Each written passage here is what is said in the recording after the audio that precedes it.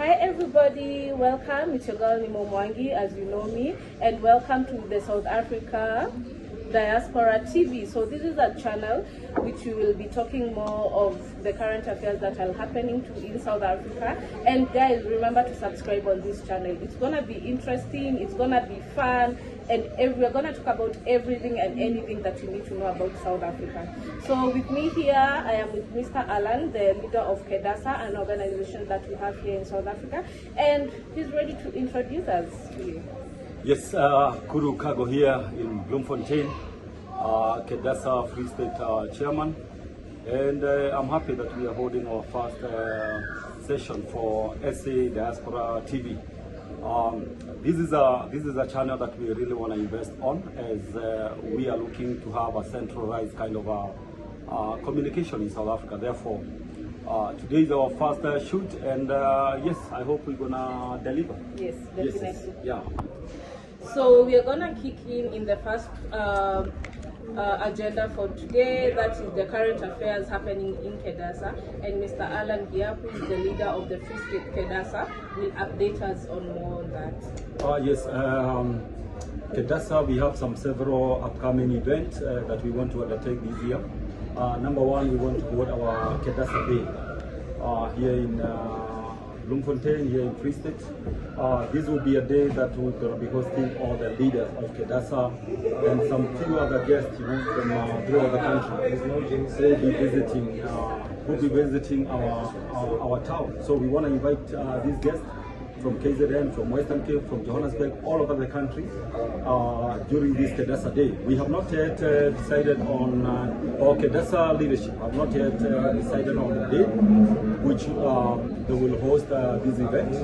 But we know the event is upcoming. The event is the next one in KEDASA upcoming event, and therefore we're going to announce on the channel about the date, about the venue, and about all the activities that we're going to be having on that day.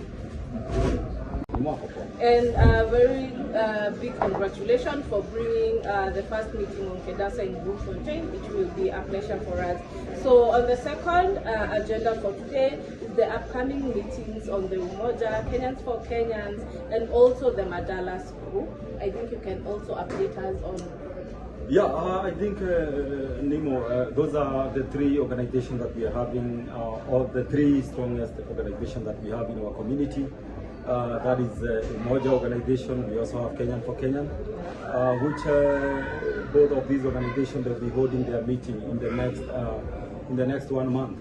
And next weekend we have the meeting for Kenyan, which is led by Paris. And as a KEDASA chairman, I would like to challenge the leadership of this organization.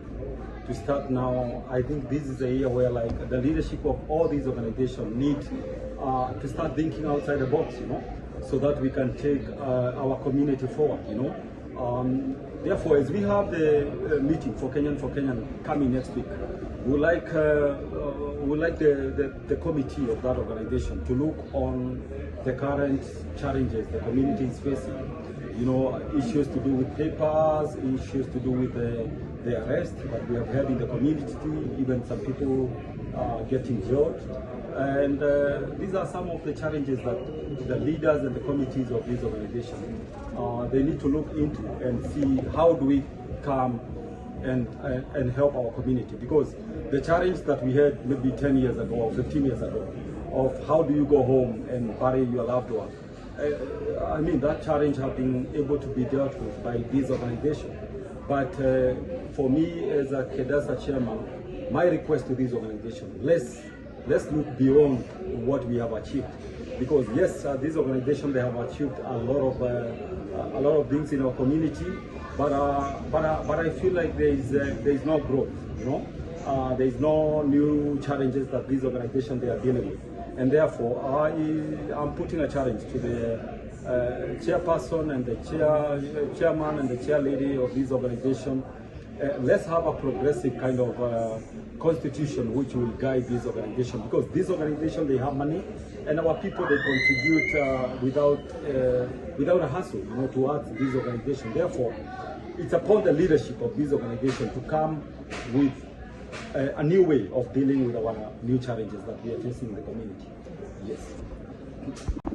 Okay, Mr. Alan, being a former leader in the Kenyans for Kenyans and also the Umoja meeting that is coming up, is there anything that you're expecting, anything new, anything challenging that you're expecting to hear from these two companies? Absolutely. And I think the main thing, as I was saying on my previous point, is that these organizations, they have to look for the new challenges that we are facing in the community. And I would like to see two agendas being tackled by these two organizations. Number one is how do we assist Kenyans legally in terms of arrest. You know, we know our community, we are not criminals. You know, majority of our people, they are law-abiding citizens. And the only issue we have with our community, it might maybe be proper documentation.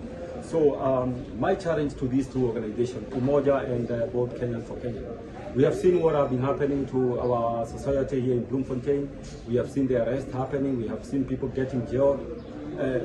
Which kind of a solution are these organizations willing to offer our community? Because we cannot just be sitting there at home, Nemo, and wait for people to die when an organization is having $500,000 in their account. I actually thought maybe the leaders would engage just to save these Kenyans. You know, the leaders can meet up and maybe decide, why don't we look into this matter in case if there is any financial that is needed, and